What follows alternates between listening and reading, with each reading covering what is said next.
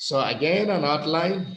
I hope you can all see this picture of this good food. Anytime people see very nice plate of food, they start salivating. Um, I hope nobody is salivating now, but this is a plate of food here. But we will have a brief introduction. We'll look at meals and their relation to diets, the two.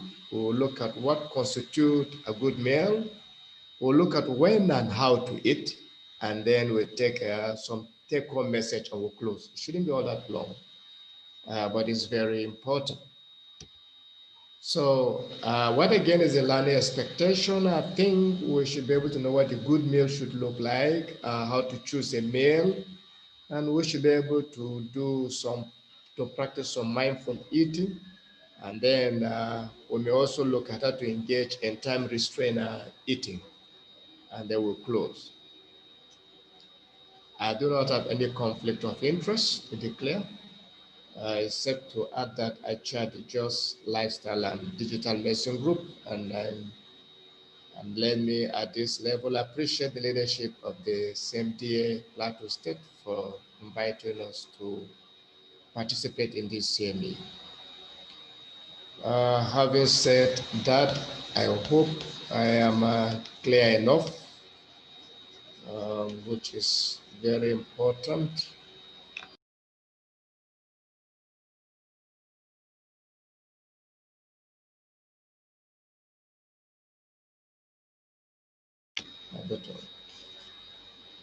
I guess that's okay. So I think we start this way. Food, as we know, is a generic term for anything that can be taken orally, especially when it is taken to quench hunger. Um, Meals are usually a combination of food or group of food taken at a specific time, such as what we take in during breakfast, lunch, or dinner, that special arrangement. But the key thing to know is that meals are a combination of different type of food, while diet refers to the sum total of food taken by either an individual or a group of people or a species. Sometimes we hear us say, what is the diet of the dog? That's usually what it takes all the time. And so a diet could consist of some subset of the food.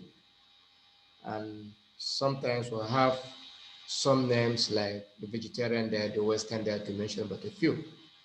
So the key thing here is that food is anything that can be taken to quench hunger, and that the meals is usually a combination of food. And at meals time, you choose, or if you, most of the time, you choose from a range of different food. Sometimes they put different food together for you in the plate and serve you as a meal. And so it is important to actually know all this. I hope what we have on this side is not obscuring um, the, the screen for some of you. Our food is actually regulated by appetite. So people have an urge to eat and they will go for food, but it's influenced by a range of factors. We know that the aroma of the food influences people consumption. The environment too also influences people consumption of food. And even in peer groups, you have friends and they just say, oh, it's time, let's go and eat. And whether you feel like eating or not, you still go and eat because your friend says, let's go and eat. And sometimes it has been shown from literature review that when people are not sure of when the next meal will come, they will try to take any other meal they see, irrespective of whether they are hungry or not.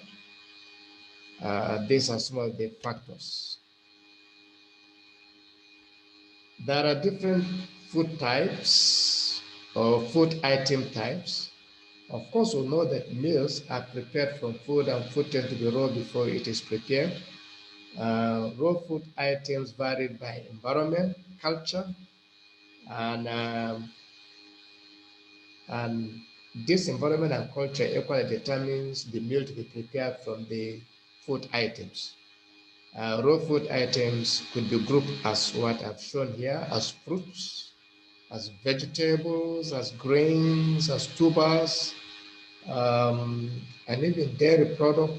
You also have meat, on oil, and fats. These are the common way in which we actually group the raw food items. Um, I think this is just a picture to further bring us home on how, apart from when the food items are actually on the farm, what they look like when they have been partly processed. Number one here, you could see these are the meal of the grains, usually whole grains, a lot of these ones are seen here. And here you have nuts in different types. And there you have the vegetables, again, different types. So we tend to have all those ones. So it is from those raw food items we prepare the meals that we eat. The question is, what makes a meal good? There are qualitative and quantitative objective way of assessing how good a meal is. The quantitative assessment, what we tend to use is merely what we call the glycemic index and the glycemic load. We all know that when you consume food, food get converted body into this various constituent, one of which is the glucose release, and how fast a particular meal can actually raise body the serum glucose or plasma glucose can be is assessed on a scale called the glycemic index, which range from 1 to 100. And the higher the glycemic index of a particular food item, it means the higher is its readiness or chances of raising blood glucose higher too, um, which is not the best. We want meals that don't raise the glycemic index fast. So when you see a food item with a glycemic index of, let's say, 50, it means it is better than a food item with a glycemic index of 60 or 70. Um, while that is the ability of that particular food item to raise blood sugar, the quantity of that food consumed will actually tell how much is the blood sugar level going to be raised, what we call the glycemic load. The other index we use is the healthy eating index, which again, it looks differently. It looks actually at the various food items in that meal, and it could actually also give an index. Sometimes it's up to 80, and the higher the index, the better that food is. So it is a reverse of the glycemic index, which if it is high, it means it's not the best, while in the healthy eating index, if it is high, it is better. The second method that we can roughly assess how good a meal is really to look at the various constituents of the food in it, and but just looking at whether it has the comprehensiveness of this other food item, whether it has fruit, it has vegetable, whether it has which kind of cereal or grains they have used to prepare the food, what kind of fat was used to prepare the food, and what is the quality of the protein. That's what this qualitative. The more of this that is in that food, the better you can say, well, the better the meal is. So what makes a meal good? These are the two different approaches you can roughly do an assessment. Again, you may find out that the second, the qualitative one, we tend to use much because it's easier to quickly check what is on the table. Nobody sees into the classifications of the first one, which is done more in research rather than in everyday life. And Johnson and his colleague has actually what we call the rapid eating assessment for participant score that uses the parameters I've just mentioned under the healthy eating index that looks the various food items, and they have scores which could be used in people who want to do studies. But roughly, The different types of food items in a meal, they are particularly as they cover these broad areas of fruit, vegetables, cereals, the quality of the fat and the proteins, the better that meal is. Maybe here bring us home. You could identify with me on this particular screen. You could say I've named this as 1, 2, 3. I hope you can see the 2. And the 3, these are different meals. Depends on which one you may want. But let's look at 1. You could see that, okay, these are tubers. The tubers used to make the pounded yam. You could see there. You could see there. You could see the vegetable and the soup on the other side. You could also see, of course, the cereal used. You could see the proteins also attached. And if you look at number 3, you could again see rice with chicken. You could see some plantain. You could see very little vegetable, probably the pepper, the green and the red pepper there. But again, these are different kinds of meals that are available that we could actually use. But roughly, if you had to say how good are these meals, I'll leave it to you to judge. However, when food is actually prepared and or meals are made available, which is a combination of different foods, you are at liberty to choose what you want, but you need to have good knowledge to make a good choice. So in choosing meals, meals, as we say, are a combination of food, so you need to be very diligent on what you are going to choose to eat. Um, your weight status also guide you on what to pick. For example, people who are either overweight or obese may likely want to choose food that are less dense in calories. Like what we saw in those meals we saw, look at number 1, you know that Pandrian will be quite high dense in calories, while the rice one will be less dense in calories. So if you're really obese, you may want to go for, you are advised to go for a meal that is less dense in calories. That's not to say that the obese person will not pick pounded yam, but if he chooses to pick that, then he has to be very careful of the quantity that he is going to consume. Um, Underweight people, of course, will like to choose meals that are quite dense in calories, and of course, you make sure it has also the proteins, the vegetables, and the fat. Again, you are looking at quality fat, um, avoiding or looking for things like more of the vegetable oil as against non-vegetable oils, which tend to be much more harmful to the body. And so you want to be quite careful on that.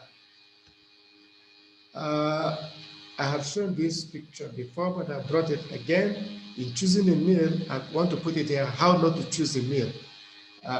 If you see here, I hope you could see, I always said here is you see the hand of somebody here. I didn't show the face for ethical reason, but look at his choice. He has this, here has the whole of this and bread, and there has the whole of this large quantity of eggs, and kept with it. This is not how not to choose a meal. This is really not good. Again, maybe this gentleman could have done much well with just what is here in the vegetables, the cereals here, and the bread, which is part of the cereal. And with that, maybe it would be. But this large chunk, you wonder why he wanted that. Again, you are not seeing him. But if he is very lean and he is actually trying to add weight, well, he may have the calories, but he has to be very careful too with the saturated fats part in this sweetened food that was taken.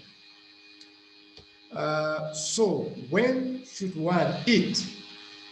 That is the question. When to eat? When do you eat? When should you eat? Of course, the obvious answer is we should eat when you are hungry. But in practice, we have found that people eat when they see food. And this is part of the challenge. Food should also be eaten at the time that you need it. But don't eat food just because food is available. Unfortunately, many of us will eat because we see food. And this is part of the that contributing to overweight and obesity. irrational eating. So we know that people should eat when they're hungry, but in practice, we have seen people who when they see food, people eat again to please their friends and relatives, and maybe when they're aware of it, we can be more careful. And people eat as a way of socializing. And some people eat as, in fact, they are addicted to food. They will eat at all times.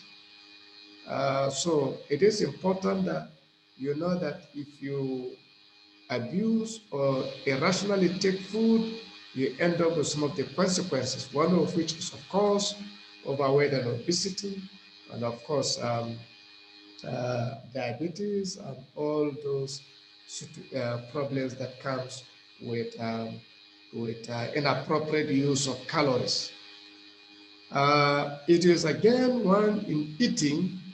Really, you should actually have a relationship with the time of your meals. For example, when should you take your main meal? It is said that main meal should be taken between breakfast and lunch.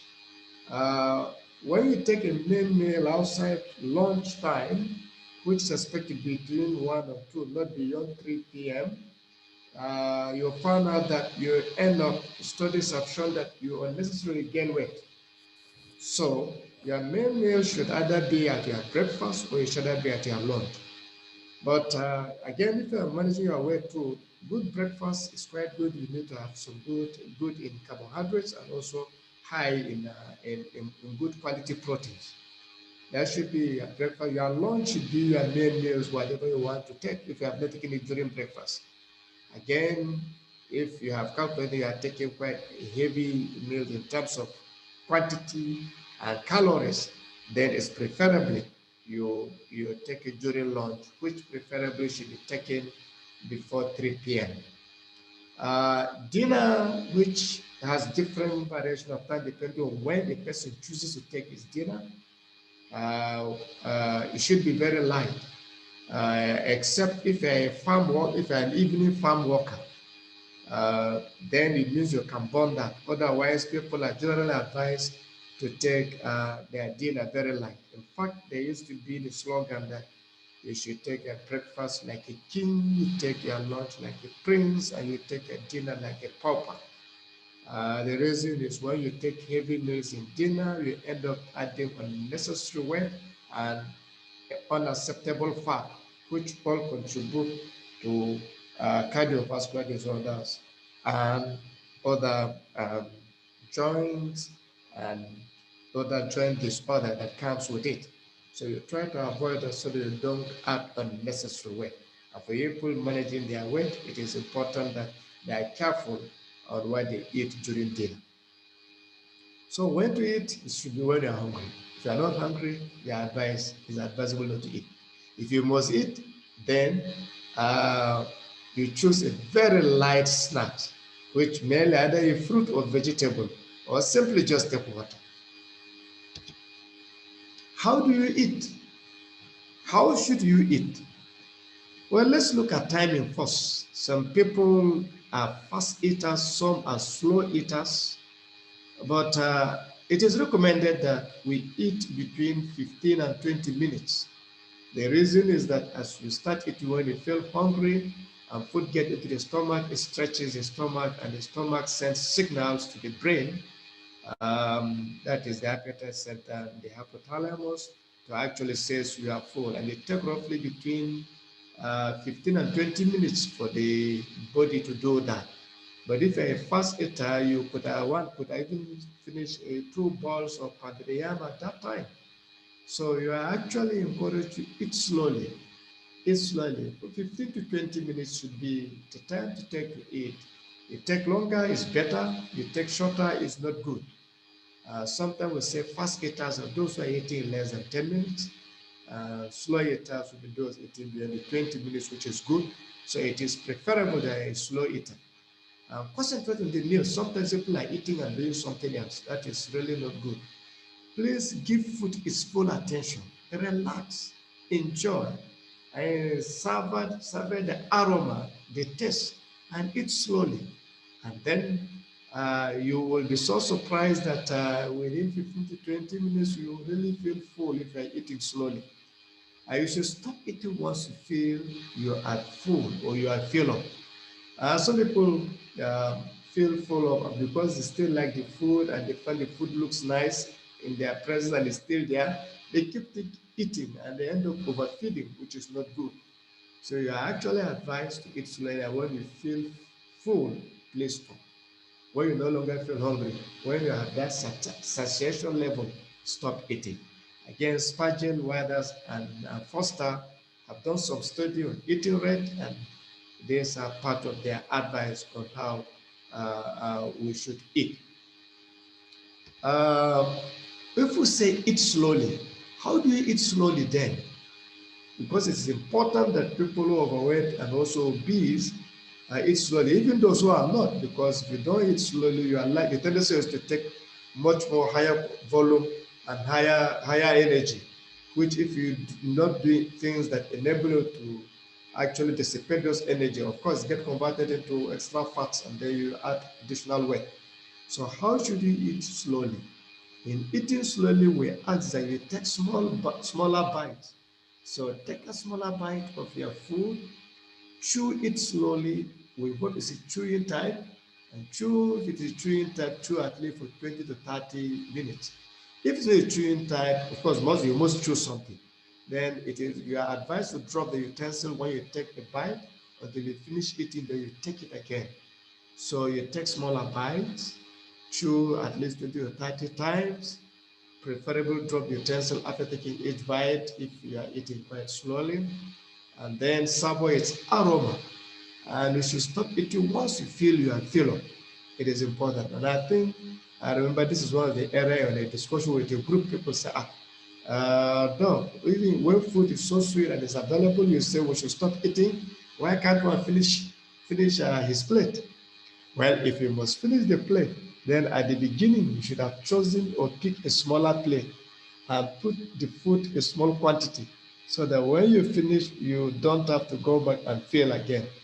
But if you fill your plate to the brim and it's a large plate and you get full and you keep eating, you only end with necessary calories, which you will find it very difficult to do away with. So in eating slowly, you take smaller bites, you chew as much as you can, and then you savor the aroma, and you should stop once you feel you are filled up. How much food should one take? Quantity has always been a challenge, but it depends on body size of the person and whether or not the person is managing a weight. It's usually good to see a nutritionist to advise you on the exact quantity of calories to take. It's a matter of measuring you and see what you want in terms of weight, and then they will calculate how much calories you need to, or how much quantity of food you need to consume. However, as a rule of thumb, we have what we call the hand measuring technique or size, which we could use in some setting to guide the quantity of food you should take. We also advise that if you really want to cut down, use small plate size so as to reduce the quantity, and then choose the right company so as to eat less. Because sometimes if you choose the wrong company, you can eat more. If everybody in this plate, in the table you are sitting, is finishing his or her plate, the tendency is for you to also try to finish yours. And this is what observation people have seen. And when people are leaving, you find out that if you're in a table which not many people are finished, especially when you sit with the ladies sometimes, when they eat small and lean, the tendency for you to sometimes to actually eat less. So the right company is essentially important. We'll look at the hand technique of measurement very soon.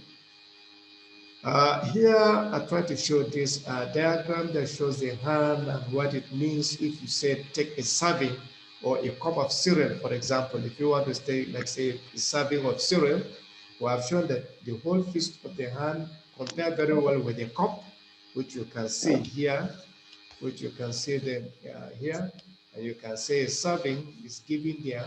So if you're using the hand in terms of maybe the quantity of vegetable, you could see that there. But let's move down. We will see what it is when it's talking about quantity using the hand. Um, so this is just to show that it feels like this is equivalent to the cup you can see there. And if we say Take a cup of raw or leafy green vegetable. This is what it means. Your fish could be equivalent to that, which can give you an idea of quantity.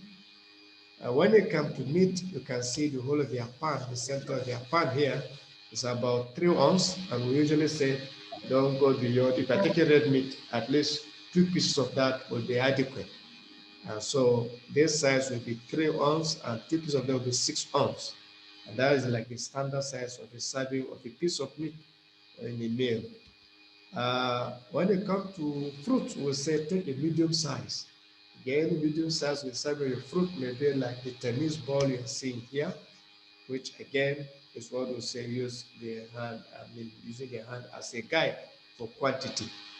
However, when you are going to take things like butter or even peanut butter or mayonnaise or even the cheese, we say the thumb is actually a equivalent of a teaspoon, and that would be the quantity to really take.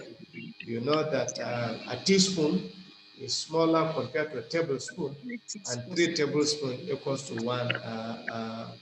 3 teaspoons equals to 1 tablespoon, depending on what you are measuring. How about not? We say take a handful. But what does a handful mean? A handful is equivalent to something like, depending on the size of the nuts you are dealing, between 1 and 2 ounces of the nuts, which will be a serving. Maybe when I use things like cashew nuts, will be something appropriate here. Also, granules will be something appropriate here. And a handful of that, it will like approximately 2 ounces of the snacks you are taking. So where you have not seen nutritional to help you in measurement, this rule, broad rules, helps you in trying to cut down on what quantity or what a serving is or what quantity you should take. Now we know that in a meal, as we said, there are foods. So there will be order of food item consumption. But a meal, will come in something they will talk about courses, especially when they're in a program. You could have a single course meal where everything is one, you take everything one plate and move. Excuse me. And sometimes you could have a three-course meal where you have starters or appetizers, you have the main course and the dessert. And sometimes you may have a buffet which you put all these things together in a plate and you take along. Now, in such situation, what is the best way to eat? Well, let's start with the three-course meal. You have a starter. Starter tends to be appetizers, which tend to be mainly liquids. Um, you can take any of your choices, but remember that those liquids also have some calories, and if you are watching your calories or your weight, it is important you know that you choose what has less calories. And sometimes they have them tell you. Otherwise, if you don't worry. You use the mark of being full. Take the starter as much as you want, but remember that it will reduce the quantity of the main food you are going to take.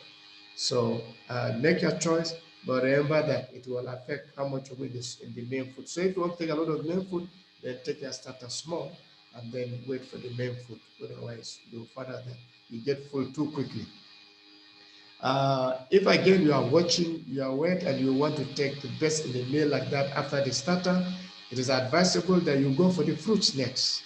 You take the fruit next because you want to take those food items that have the most of nutrients.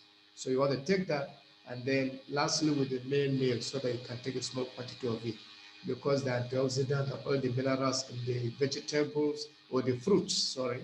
If you don't take that and you leave it last and then you feel full, then you leave that. So you take that. Some people, when they eat fruits at the end of meals, they tend to what we call bobbing. So if you have that kind of that element of indigestion called bobbing, then it is advisable that after your starter, you go for your fruits second, and then you end up with your meal. That is again very important. Otherwise, you can go as any other person is going, who go by the starter, the main food, and then they will take fruit last. Um, and just know that the meal course should be a balance of the high vegetable, moderate carbohydrate, and good quality meat.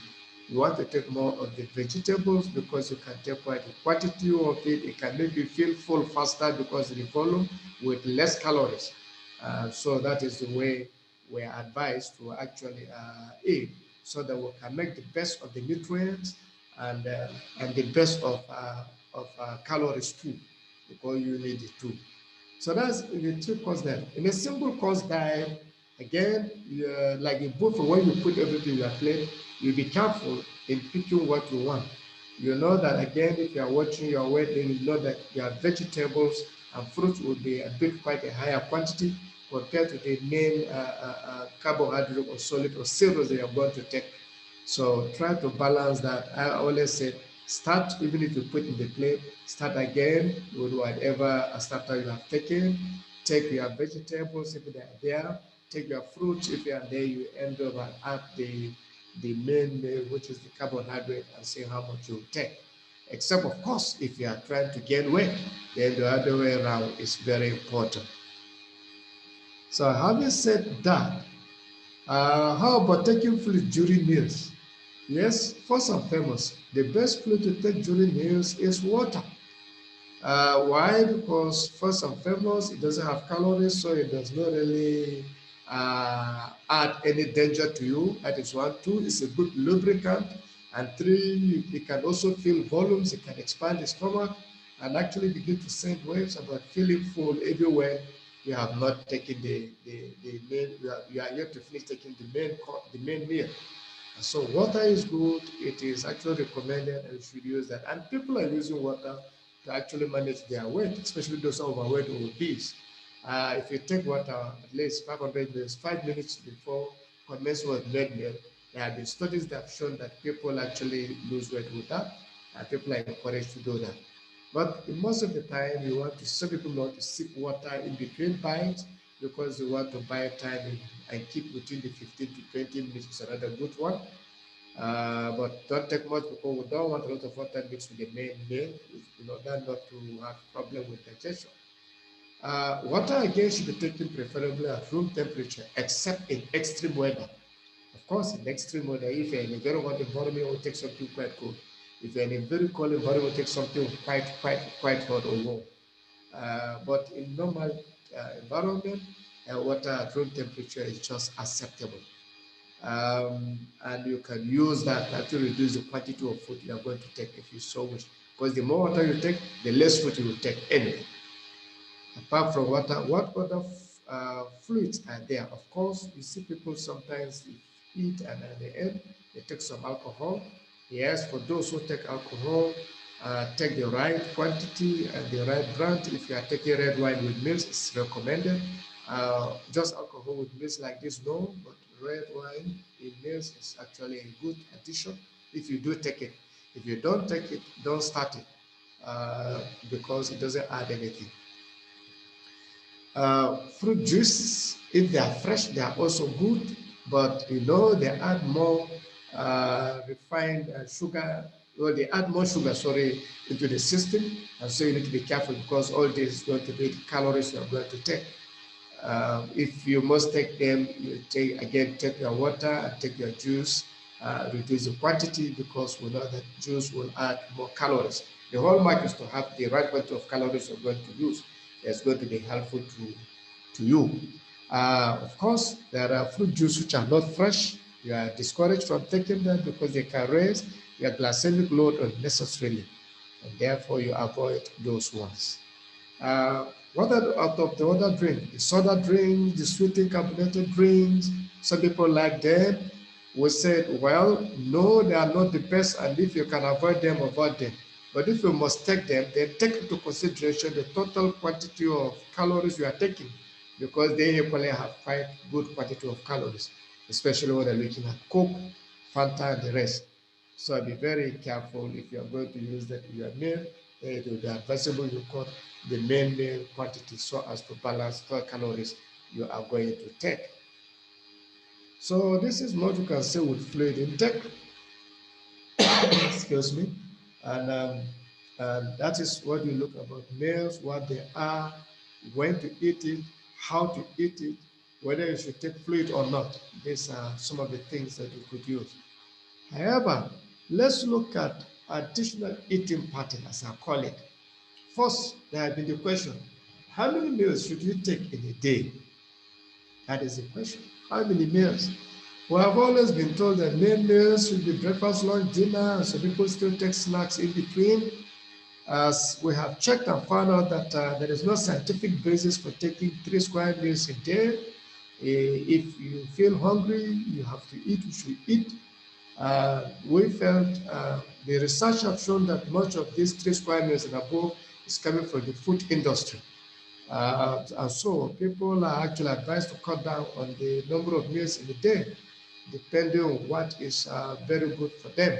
If you don't feel hungry, if you're using hunger as your yardstick of eating, if you don't feel hungry, don't eat. We know that people now can live very well on 2 meals, some may even live on one. It all depends on their system and how they have structured it. But the key thing we must say is that you should eating slowly is more beneficial than eating fast. So this is a pattern we will encourage eat slowly, and I've said short how to eat slowly and what eating slowly is all about. You should eat mindfully. At least respect the food, sit quietly, don't do anything, just concentrate on the meals and watch anytime you take a morsel, finish chewing and ask yourself, do I need more? If you really do not need more, stop. If you need more, take. Mindful eating is all about paying attention and watching and stopping when you are full. Another thing is what we call time restraint eating. This is a new term that has again come into the nutritional cycle. Time restraint eating is actually practiced virtually by everybody in the sense that it's not all the time. You take, for example, when you take dinner around 7 or 8, depending on what time it is, many people will not eat food until the morning. That period is like time restraint, they are not eating. But what time restraint eating has come to be now is from Yishoni's Nobel Prize winning about autophagy. It has been shown that if you can restrain the system or deny the system, body system, access to calories, you can actually activate a better immune system that can destroy all cells and cancer cells. And in time restraint eating, the argument is instead of leaving your system devoid of food for 8 to 12 hours when you sleep, you could extend such period to about 12 to 14 hours. And if you restrain the body system for 14 hours without calories, it activates the body immune system that actually destroyed um, dying and bad cells and also cancer cells. And that is what time restraint eating is now about. It's like, can you take your meal within only 8 to 10 hours and start the body system for 12 to 14 hours? Because there are 24 hours in a day. So if you can time your meal for only 8 hours and then start the system or deny the system calories for 14 hours, you will activate the autophagy, which is activating the immune system of the body, which serves you better. It has also been found that for those who are really battling with managing their weight, it contributes very well in bringing weight down. So that's what time restraint eating is all about. Some call it intermittent fasting, but this is the generic name for it.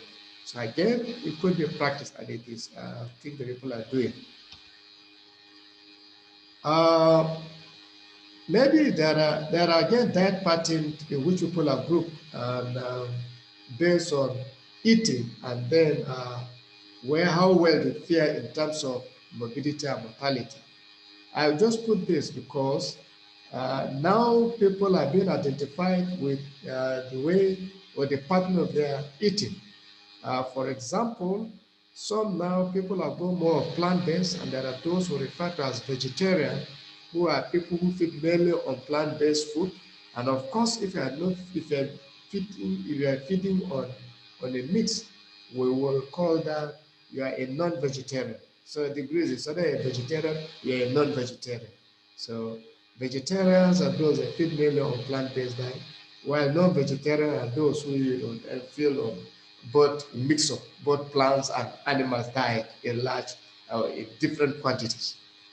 For the vegetarian, well, it is good to know a few things about them because they tend to be very complex human beings. You will see some who will actually, in terms Yeah, of what meat, is that? take only the dairy product, like milk. We call those who are lactose vegetarian. And there are those who the only form of meat they will take is only eggs. And we call those one ovo vegetarian. And we have those who their only kind of meat they will take will probably be mainly fish. We call this pesco vegetarians. But there are those who will take meat once in 2 weeks or less, at least less than once a week. And we call them semi-vegetarian. But of course, the non-vegetarian has a mix of both meat and plant-based. But we again, because red meat is a problem, we advise that to really do well, you should limit your meat intake to at least to not more than 2 times per week, taking not more than 6 ounces. And now I showed what an ounce is. An ounce is, and I said the 3 ounces is the center of the palm of the hand, and two of them will be six. In terms of red meat, you are really advised to keep it to that level. Don't go beyond. So this is another pattern when it comes to partner classification and what some people do it. Again, what is the beauty of this is because with respect to mortality, the vegetarian having better quality and they live longer compared to the non-vegetarian, as those studies actually have shown. There is another one about which we classify diet, and I thought I should mention it before we close. That is what we call the low caloric diet, which have to do with some commercial preparation that we tend to use in treating people overweight and obesity. And they come in different names, but you need to know what is low caloric. You have low caloric and very low caloric.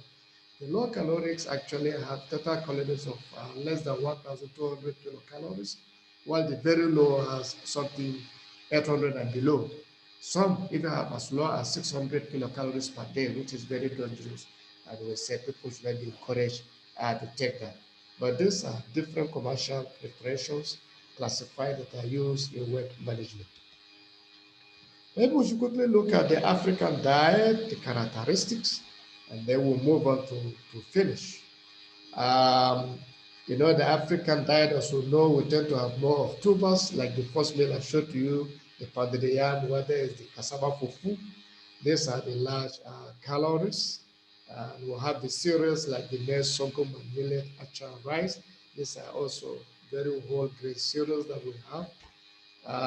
If you are really managing your weight, you want to be careful when you're dealing with the tubers because they are actually dense in calories, and you will really need to be careful how much you take. Of course, the legumes and the soups are quite good, but be watchful because palm oil itself is not as good as the vegetable oil, and it has its own challenge, and you want to eat it in moderation. Of course, we are not lacking in proteins. The fish, the bird family, and what have you are there, but we know we tend to use more of beef, and it's important to be careful with the beef, which we know is not as healthy as the fish or the chicken. We have fruits quite well, but don't forget some of our fruits like watermelon has very high glycemic index, and if you have to consume them, you need to be careful of the quantity. We are not short of vegetables, and we can use as much as it as possible, as we do see.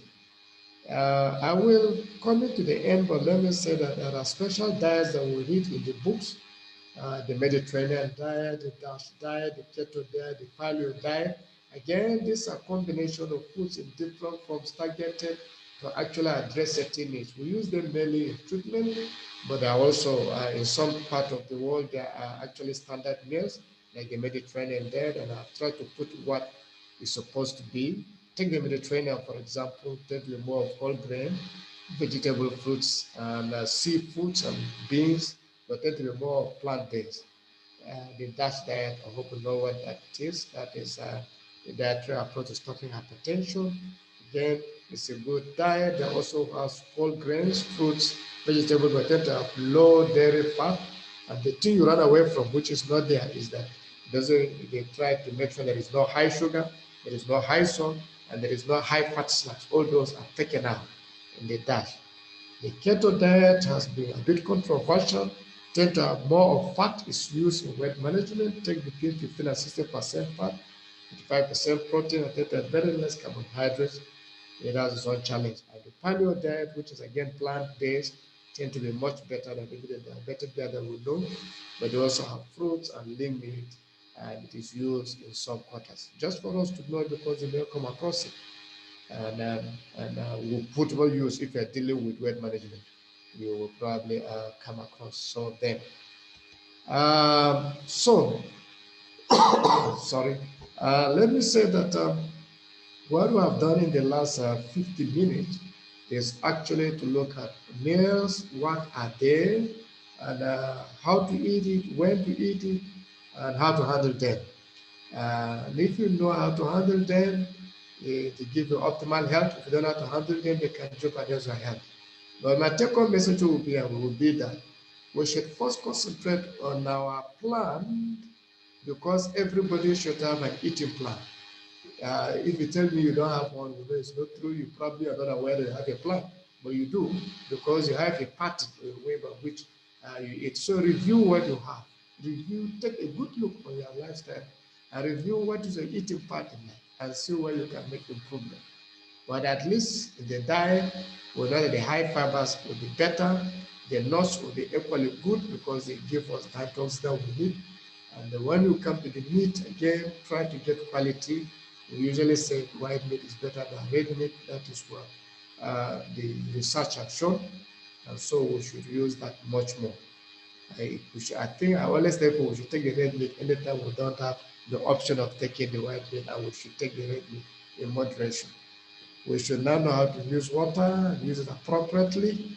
We should learn to be slow eaters. If you are fast, if you go home, you can check yourself and try to time and see how whether you and try to time and see whether you are a slow eater, a fast eater, or even a very fast one, as what we say, or you fall within the normal range.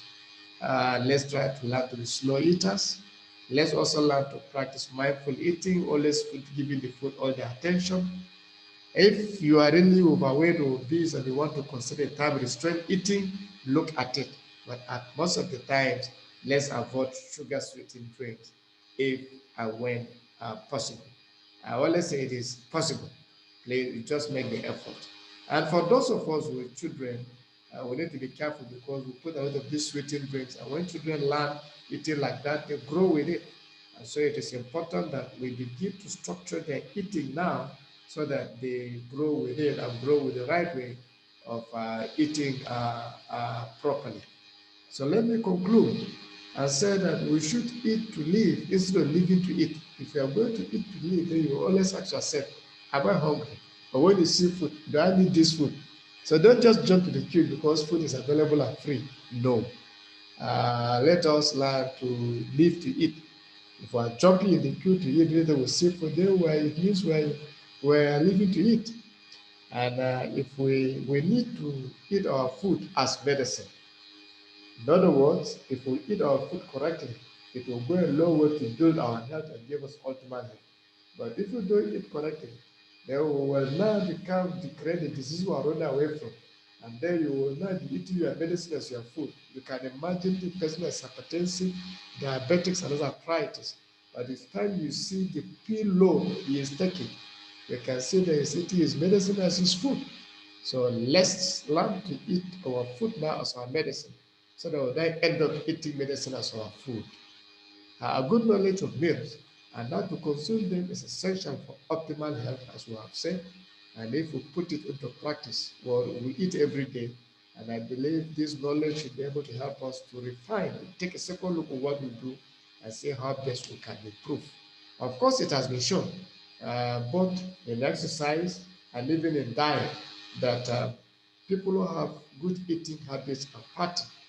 When they share in their counseling with their clients believe them, and their clients also follow their instructions faster than those who do not share. So we now know that a clinician with good habits is an asset because by sharing his own from his own experiences, he changes the outcome of his patient faster and better than his colleague who does not do that. Again, we've already proven that the science is out. And so the more you know on this, the better it is for you, your family, and your patient. Thank you very much. Okay, thank you so much, Prof, for this very beautiful and well delivered lecture. I mean, for me personally, I think I'll say this is the first time I'm getting a very good explanation of what a serving is. I've always struggled to to understand, and I think for me in this lecture, I've gotten that explained very well. So thank you so much. I am very sure, because again, the questions are already pouring in, that this lecture has also been very, very interesting. As a good number of questions are on the charts, and I'm sure there may also be people who may want to also ask questions on the platform. I'm going to allow Dr. Bakwa to just moderate the question and answer sessions. So, Dr. Bakwa, if you can unmute and take over, please. Yeah, thank you very much. All right. Thank you so much for the privilege to moderate this session. We have some questions already on the chat box. I will go ahead and read from when I joined the meeting. The first question is our typical tea and bread okay for breakfast? Okay, our typical tea and bread, okay for breakfast? Is that the first question, right? Yes, sir, that's the first question. Uh, the answer is this, depends on what is your intention for the breakfast. Is it just to give you a certain amount of calories, or do you want to have a full complement of a meal with calories, not only calories, but at least having carbohydrates and proteins, and then fats? Tea and bread will not be adequate. You probably will need to add something in terms of proteins, because I know the tea I guess has milk, or is it without milk? Because there are people who take tea actually without the milk. So a typical just tea and bread will not really be adequate. You need to add at least a protein to it, whether it's going to be in the form of beans, or it's going to be in the form of an egg, or it's going to be in the form of frank proteins. So it will be nice to add a protein to it. Over. All right, that question came from Dr. Fumi. She also asked another question. Taking lunch before 3 p.m. What about when people are fasting? Again, that is a special arrangement, different. If you are fasting, it's a different thing. If you are fasting, it means you are putting yourself in a different system of feeding completely. If you are not fasting, you should take your lunch before 3 p.m. But if you are fasting, it means you are not going to take lunch. I think you are probably going to take only breakfast and dinner. Am I correct? Because fasting means different things to different people. What kind of fasting are you engaging in? There are dry fasting, there are wet fasting. So you need to further explain. But of course, if you are fasting, you have a different pattern altogether. Maybe he or she can refine the question again, then I can throw more light. All right. I will take another question. Please, if anybody has a question and he prefers to say it, you can just raise your hand and we'll give you the privilege. But before then, I will continue reading out the questions on the chat box. The next question is coming from Dr. Esther Samuel. She asked, what's the effect of savoring the aroma, please? Again, very good question. Savoring the aroma, first and foremost, when you feel full, satiation, that is feeling happy and feeling good and feeling full eating, has to do with the aroma. So it actually has, when you are savoring the aroma, it helps you in feeling satisfied. That is one. Two, you are also sending the right signals to the brain too, because as when you are eating, We say it takes between 15 and 20 minutes for the whatever you have eaten that extend the body system to actually send the signal to show that you are full. So encircling the aroma is part of feeling satiated. And when you feel satisfied, you also it sends similar signal to the brain that you are full, and it also reduce the tendency to take additional calories. All right. Thank you very much, Prof, for the response. Please, I want to urge us, if at any point you're not satisfied with the response you get, you can interject and we'll give you the opportunity to Explain ask further for those more. who ask Yes. a question or explain. All right. Thank you very much. Another question is coming from Dr. Abdullahi Kabir Suleiman. He's Yes. asking about the effect of ingestion of excessive amount of cold water or hot beverages. What is the question, please? What is the effect of ingestion of excessive amount of cold water or hot beverages? What is the definition of excessive? Because we have found out that a lot of people do not take adequate amount of water itself. As I said the other day, water you need to take at least a total of 30 ml per kg in 24 hours. So what's the definition of excess? And when you Sorry, said, sir. go ahead, yeah, go ahead, Yes, Doc. sir. Thank you very much for the presentation, sir. You mentioned in your presentation that water should be taken at room temperature. Okay. Yes, yes, Preferably, yes. preferably room temperature. So I wanted to know why that room temperature water, not excessively like maybe cold or ice cold water. People like putting ice cube, some Okay, people put okay, it, and then some people okay, like taking a lot of uh, tea or coffee. Or okay, okay. that's what I mean by excessive. All right, okay. I think I got from you. Okay, thank you very much. Thank you. Fine. Okay, I see what you mean by excessive. Well, why we say should be at room temperature? First and foremost, water is a very key element in the digestion. And when you take it, it aids the digestive system during eating food as we are doing.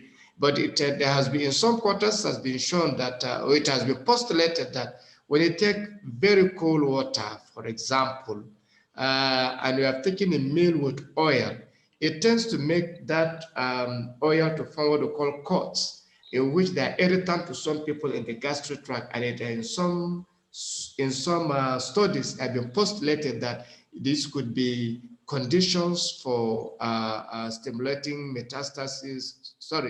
metaplasia and cancer formation.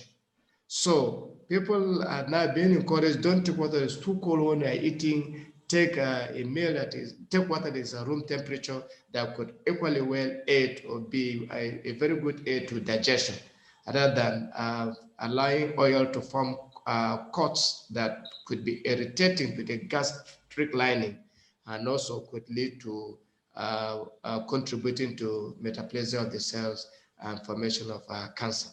So there have been that argument, there have been those reports in which people are being encouraged to take water at an appropriate temperature. If it is, when you say too cold, I said, you remember I said in the environment, for example, if you are in a very warm or hot environment, you expect to take water that is cold. Of course, it won't be too cold. It's not ice block, but it doesn't matter. When you take that, the body itself, also melt those things into room temperature also. So if you want to take something quite cold because of the taste, you want to quench the taste. There has not been studies that show that that causes anything at all.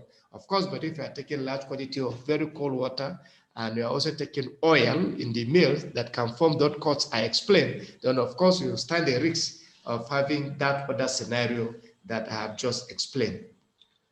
So that's why they are regulating the temperature. If you say excessive hot, now don't take the baby like excessive hot. If something is quite hot, you cannot even take it. If your mouth can actually accommodate it, the body will take care of it. Thank you very much, sir. Thank you, sir. Go ahead. Another question from Dr. Abdullahi Kabir said, what's the Yes. effect of taking coffee? What is the effect of taking what? what So is people, there's a debate about coffee. Some people say it's good, some people of say it's taking bad. coffee? Sorry, it's cracky. It's not coming this way. Did you type it? Did you type that question? Yes, it's typed. What is the effect of taking coffee? Coffee. Yeah. When? Taking coffee when? During meals or coffee generally? Coffee generally, sir. Oh, okay. Yeah. Yeah. Let me hear the question again, please. What So is the effect? Go ahead, sir. Okay, I said, what is the effect of taking coffee just continuously? Some people say it's good for you to take coffee, while some studies, I don't know, it's like controversial. Some people say it becomes a drug because some people use it as an eye opener in the morning. Some people can't function without taking coffee generally. And Okay. how does that affect them in terms of how will I say it now, cardiovascular health and maybe their weights? Okay. Coffee is a beverage like other beverages that people take. It has quite a good amount of antioxidant, which is good for the body, and that is why people are encouraged to take the coffee. It also has stimulant, and we have seen people who take coffee to the level that they become addicts. That's where the problem is. If you become addicted to it, then it can affect your general function. But if you're not addicted to it, just take it as part of the beverage that every other person takes. The antioxidant effect is quite good, and it's quite good for health, and you are encouraged to take it.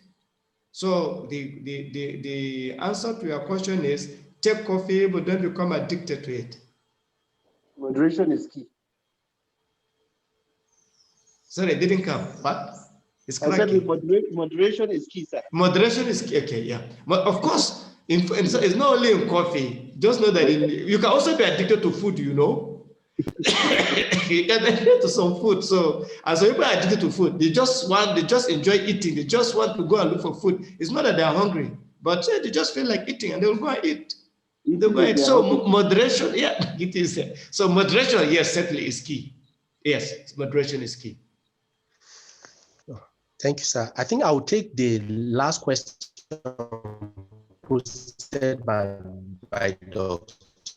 Abdullah, since he's already, he asked again, how's context? How safe are special diets, especially in our context? How safe are special diet? Yes, sir, especially in our context. Well, that's why they again called special. Special in the sense they are used for certain conditions. I don't expect a normal person just sit down and take a special diet. You should take their usual diet. And so each of them has one side effect. And that is why they are recommended, if you look at all, they are recommended in those conditions when you are managing those conditions at the beginning or at certain times of the course of management of those conditions, depending on which one you are using. Maybe if you have named a particular one, then maybe I can be more specific.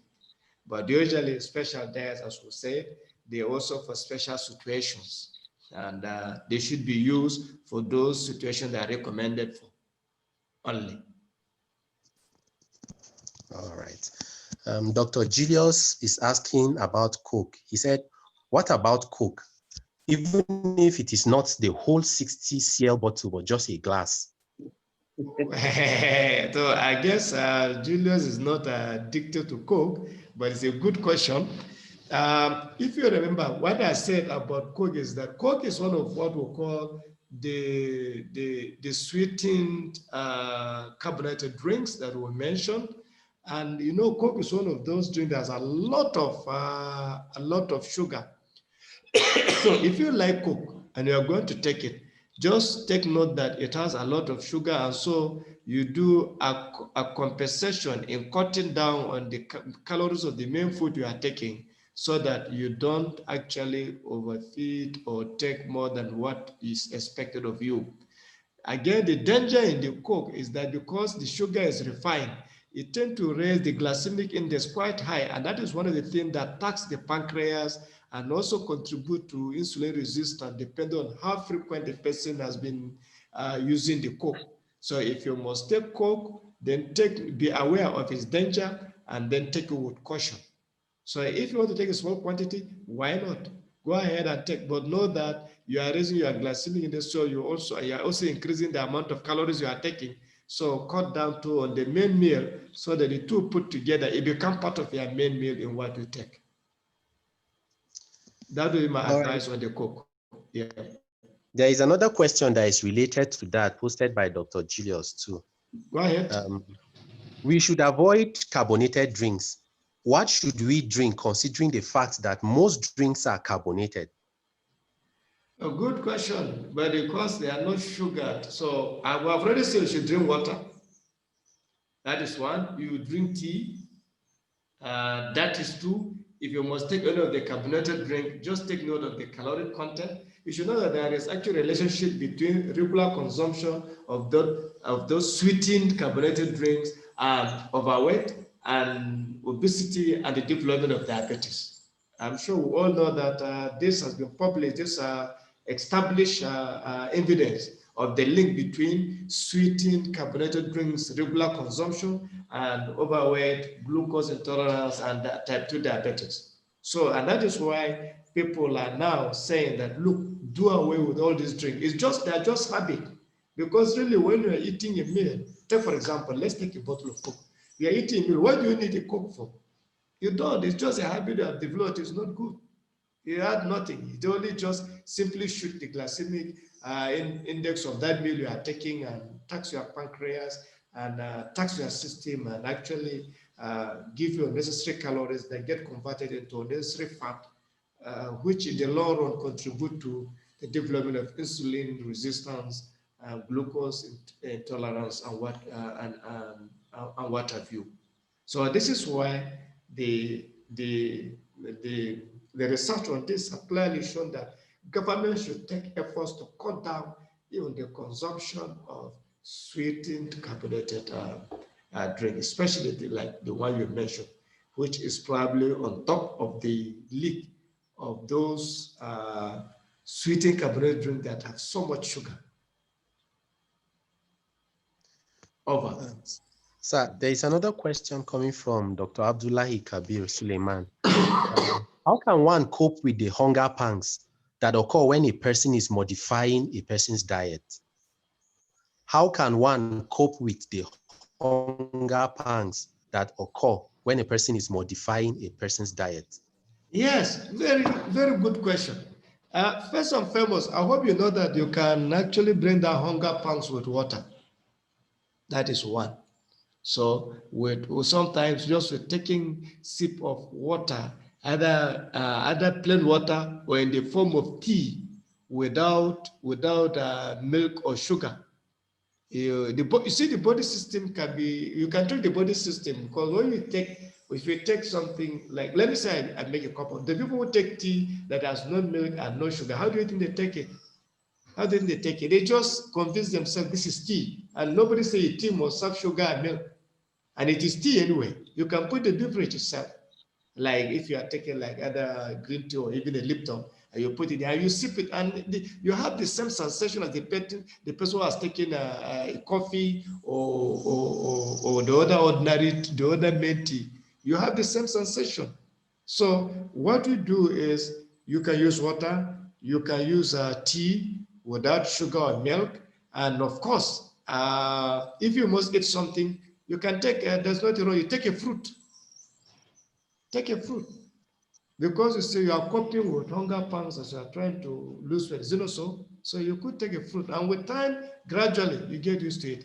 Two, people suddenly, when you are trying to do that kind of thing, you go stage by stage, you go systematic. If, for example, let me say I'm trying to lose weight, and I take 3 square meals a day, for example. I will not just start taking only 2 meals. No, I will first and foremost look at the 3 square meals I take a day, and then decide that I don't take snacks in between. So I take breakfast, lunch, and dinner. I use water frequently.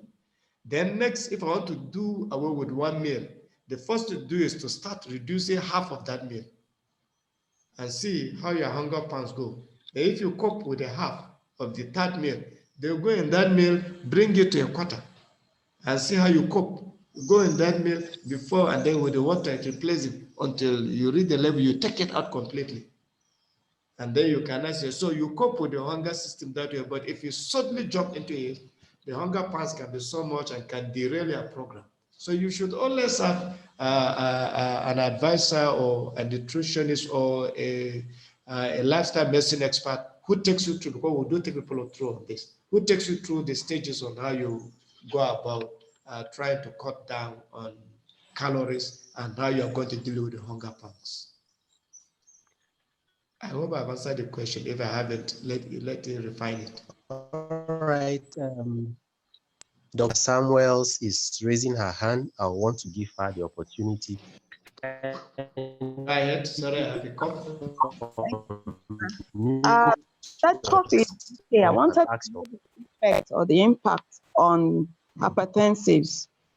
Thank you, sir. I didn't hear the question because the thing was not clear. Can you repeat the question, please? If you can hear me. Okay, sir. You said that coffee is okay as long as moderation is applied. I wanted to find out what could be the effect of coffee on hypertensives considering the caffeine content. Thank you, sir. Okay. Well, when we said coffee is okay, we are talking of people who are normal. We're not talking of people who have other diseases. Of course, you know that coffee is a stimulant. It is a stimulant itself. And if a person is actually having a lot of stress, also taking a lot of coffee at the same time, those two will contribute to making his hypertension worse and the stimulatory effect. And that is why hypertensive are advised actually to cut down on coffee because the stimulatory effect can actually contribute to making their hypertension worse. All right, Dr. Julius has a patient who is a female that is 31-year-old, who is obese. She's a newly diagnosed diabetic patient, and he has advised her to lose some weight, and she asked him how she should lose the weight considering the economic situation in Nigeria. I don't know. Yeah, go ahead. Yes. So what he has a patient, a 31-year-old female who is overweight and obese or obese. She is a newly diagnosed diabetic patient, and he has advised her to lose some weight. And she asked him how she should lose the weight considering the economic situation in Nigeria. Okay, to me, that's a good one. But has he seen the dietetics? Because this is where you need the dietetics to look at the food pattern and the food composition of what this patient is used to, and then be able to assess the quantity he's taking and also look at the physique of that person, including the word you already say overweight, or say stroke obese. You are not sure whether is it overweight or obese, but let's assume they go hand in hand. The nutritionist will assess that and calculate the actual calorie that person needs. And you will look at it vis-a-vis what the person is taking from the diary history, or from the dietary history of the person. And you will look at those and then be able to advise in terms of how much calorie you can take and how you can cut down.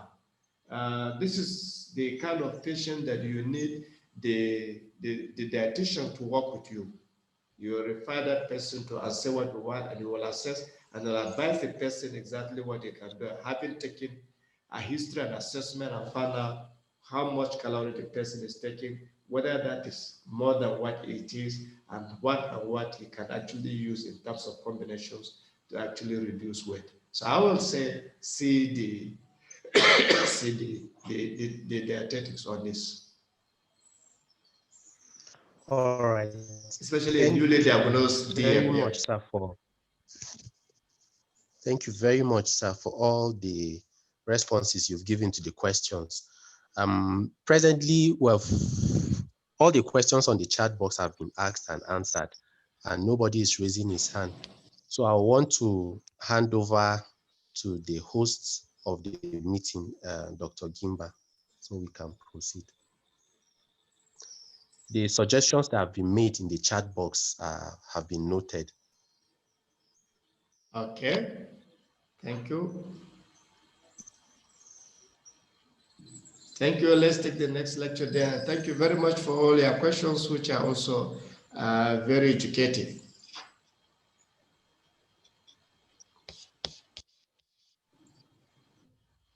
Yes, so thank you very much. So I think we can go on to the next lecture. Okay, yes, let's go to the next lecture. Thank you.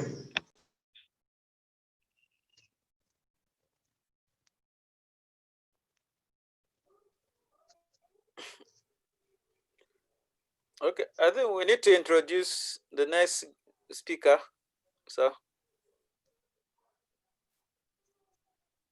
Go ahead and introduce the next speaker, please. Okay, the next speaker is Dr. Isha Nandi Tokich. Is a consultant family physician and also a member of the Youth Digital Health and Lifestyle Medicine Research Group, and also with the Marisol Specialist Hospital in Jos. So over to you, Dr. Isha Nandi Tokich.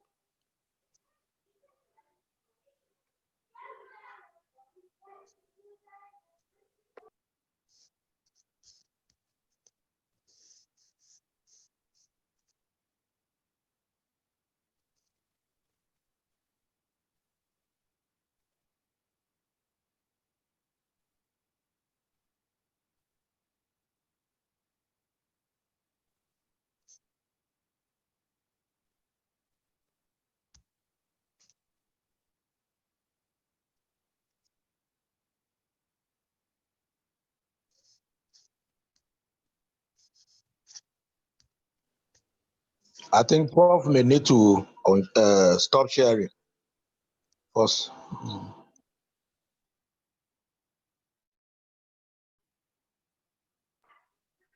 I think Prof has stopped sharing. It's only Dr. Nandi, but maybe she's having a problem with her audio.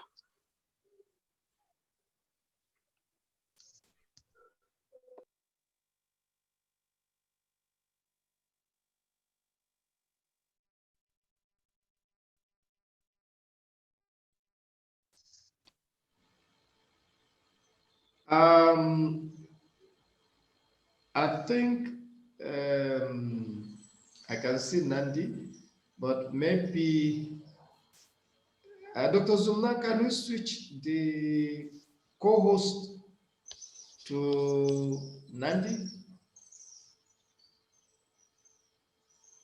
Maybe that may make life much easier for her.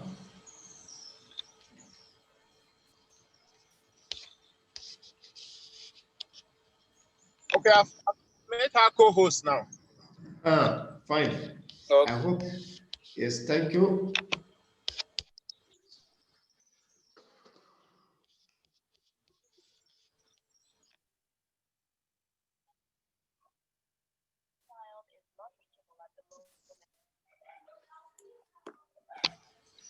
Dr. Nandi, can you hear us? Can you unmute? Can you unmute because we can't hear you? We can only see her nodding, but we can't hear her.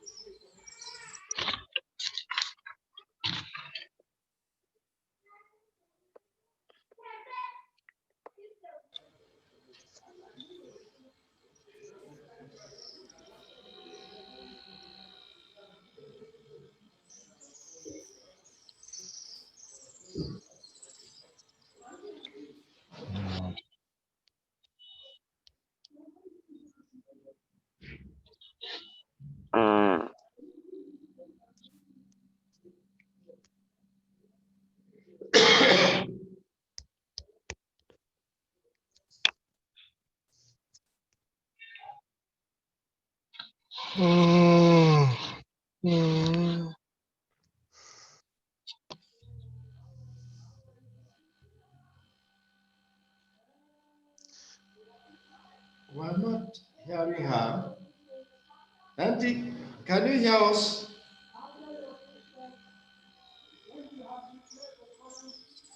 City recording.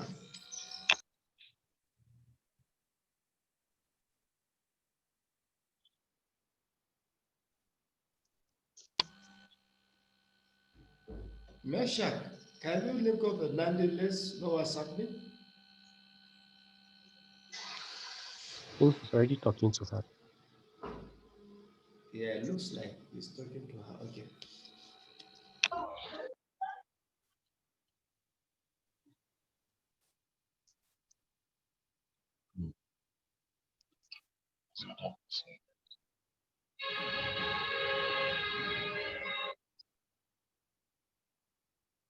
Okay, sorry, sir. She's having a problem with her audio. Her laptop, we can't hear her. So she's going to try to join with her phone and use that as the audio while she uses her laptop for the slideshow.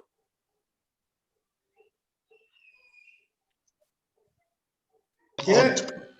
Alternatively, she may need to leave and then join again. And Okay, that's another option.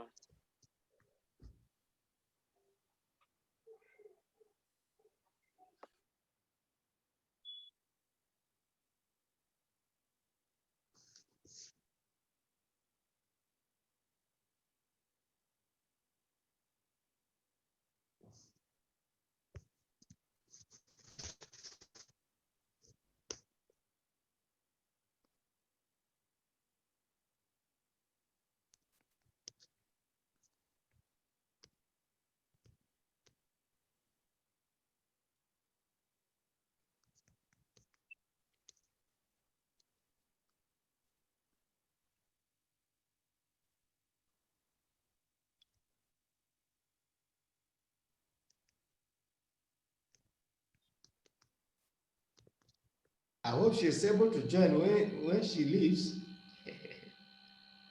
Network.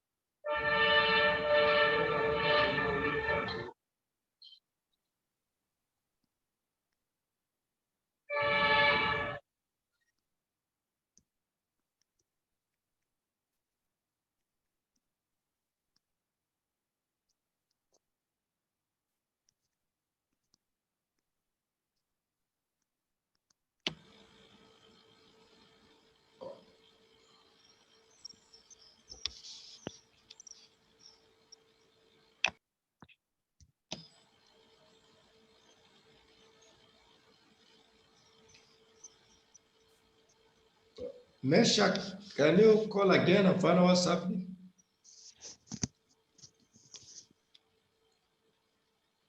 Okay, I'm trying to do that. It looks like she may be having a challenge connecting the audio. Unfortunately, I didn't envisage this because I don't think anybody has slides. Because when you have those kind of problems and the slides are at the center, somebody could move the slides for you. The problem is Where?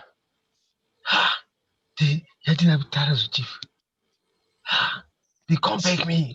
They need She can look for the look for the anything they could father they see. He just play this. Speaker sign. We shall not enable her audio or the volume on her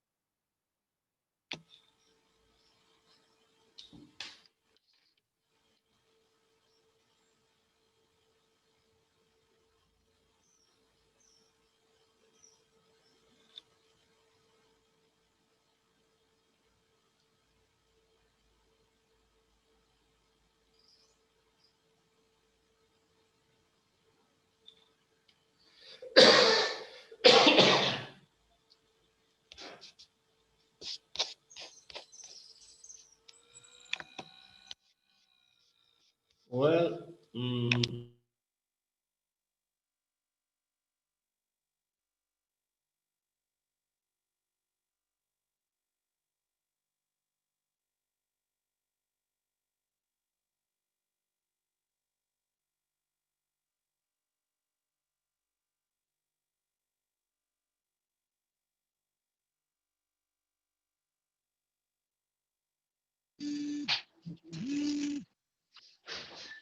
Hello, can you hear me? Hello, can you hear me? Okay. Hello, can you hear me? Yes, we can hear you. Yes, we can hear you. Okay. Thank you.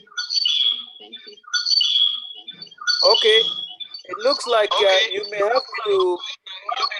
You have two systems. Yes. And that's why the echo is affecting the sound. So maybe for the if you have a headset, you can put it in the laptop so that the sound will not come out. Just put it. Then you use the audio of the phone.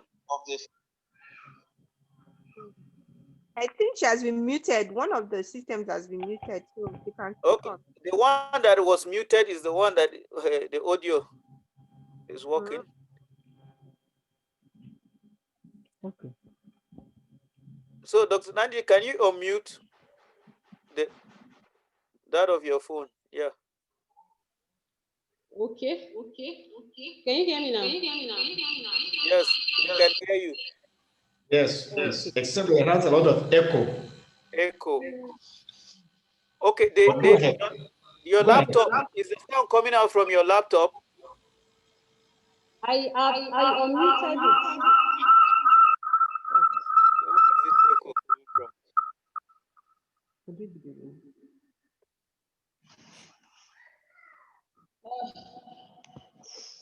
Okay, do you know what? Can you use your headset with your laptop, with your phone? Okay.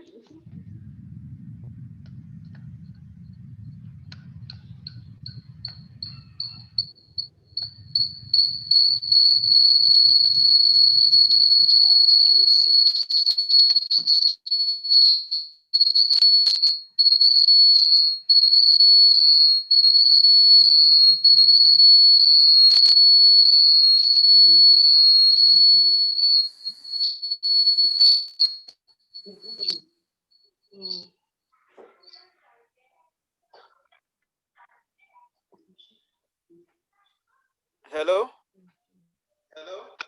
Yes. Can you hear me? Can you hear me? Yeah, we can hear you. Just the echo. What I'm saying is that can you use your headphone, put it on your head, attach it to the phone.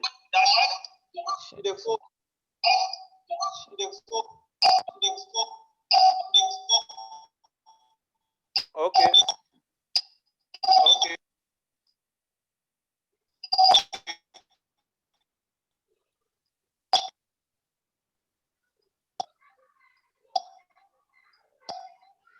Is it better now? Is it better now? Is it better now? Is it better now? Wow.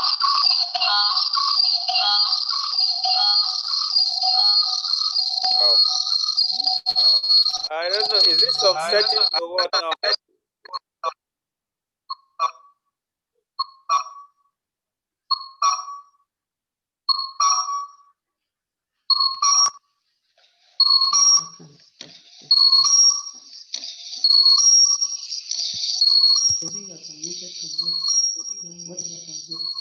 I muted.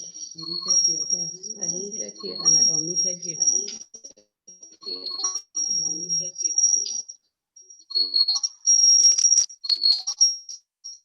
Okay, Nandi, is the sound when I'm talking now? Is the sound coming out from your laptop? Is it coming out from both your laptop and your phone?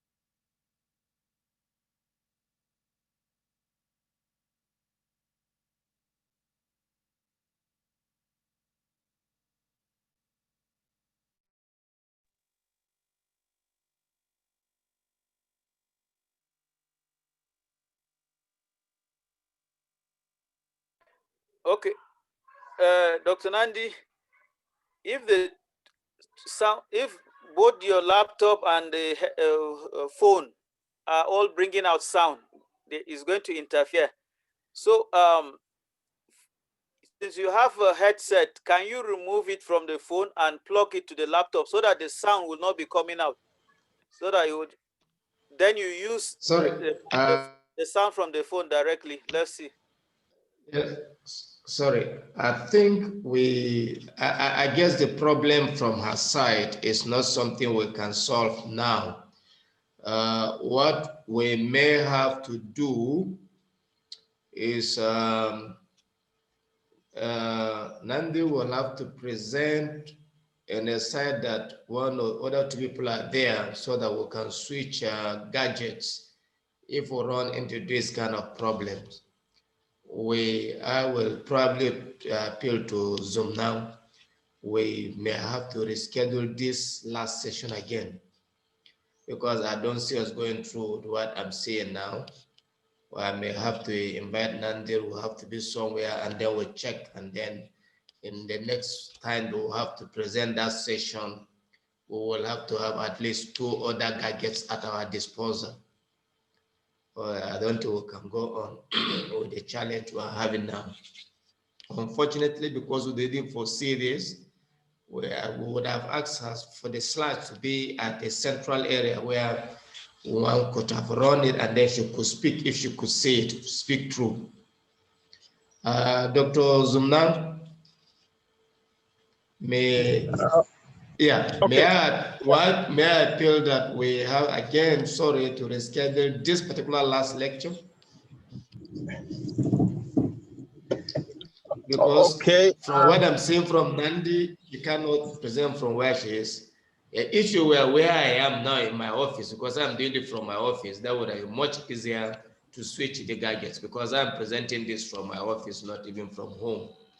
And I wanted to just make sure that I don't run into the kind of problems we're seeing now. You do that from the positions where you have been doing it, then you cut down much of the challenge that you are likely to have if you are really doing it from home. It appears she's trying to do it from home and none of us can help her. And this is a challenge. So may I appeal that we'll take a second look and maybe we can reschedule this particular one. I don't know, Dr. Zumnang, can you say something? Okay, well, this is a tough one, Prof. Okay. Sorry, my apology. I don't. Yes, I know, and of course, this is not something that we saw coming, and I quite understand and I appreciate. I just want to again plead. I don't know. So just like we did on Saturday, we took a joint decision. To hold today. Yes. So what do we think? Maybe let's hear a few people. What do we think? Do you want us to still hold on? Yes. So, distinguished colleagues, can we suggest a way out? Again, the request from Prof is that we reschedule. Okay, but when would you want us to have this, sir? Well, to me, the lecture itself is ready. I don't know what the program for everybody tomorrow will look like. It's an hour lecture or presentation. It's just that if we're doing 5, then Nandi will either move to be with Mesha or they have to come to my office where we'll be sure to present from a position that we're setting it will go through. And then do that. We could also look at it. We want this to finish before the Christmas because yes, sure. So if not tomorrow, then I don't see, because Thursday will be the best. Thursday is Christmas Eve. Yes. And we want to go and be eating Christmas and then taking let me hear from others what they think. We could again, because Meshach, can you hear me? Yeah, I can hear you, sir. Okay. Are you live close to Nandi that you could be with her? If for example we said let's take this lecture tomorrow morning, is it possible? I think so. What time? Yeah, I think it's possible. because you need to be, well, someone need to be with her and see what it is, and then let's have at least 2 different guides we can use. So that if one fail, we stick to the other. Yes. Yeah. Are you the one closer or is it Lamu that is closest? I think I should be closer. Okay, Yes, fine. Dr. Mission should be closer. So can you take No, your they are computer also along, take a gadget experts. along, Eh? and then both of you agree on a better locations. So we have Yeah. 2 options. We If have either we have it tomorrow, either 5 p.m. or we can have it in the morning. Let's hear from the audience too. But let's hear from her. If we say let's have this lecture tomorrow, what time will be best in the morning? Is it morning or evening? Let's hear from others. What did they prefer? You know, we can maybe give you full directives. Let's say between other we can either have this 8 to 9 in the morning or 5 to 6 in the evening. Okay, there is a chat that says